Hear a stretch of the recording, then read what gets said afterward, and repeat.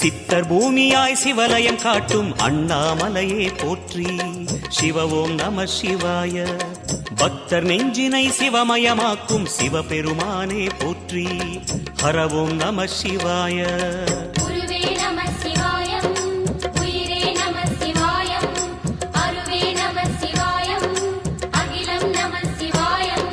நம சிவாய நம சிவாய ஓம் நம சிவாய. நம சிவாய நம சிவாய ஓம் நம சிவாய.